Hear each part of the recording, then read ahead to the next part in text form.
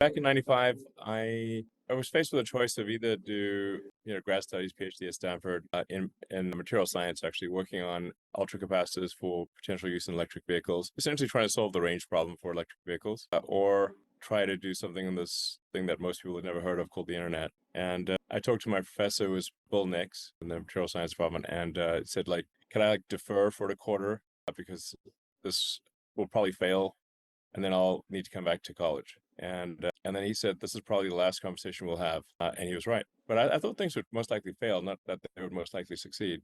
And then in '95, I wrote, I think, the first or close to the first maps, directions, internet, white pages and yellow pages on the internet. I just wrote that personally. And I didn't even use a web server. I just read the port directly because I couldn't afford, and I couldn't afford a T1. The original office was on Sherman Avenue in Palo Alto. There was like an ISP on the floor below.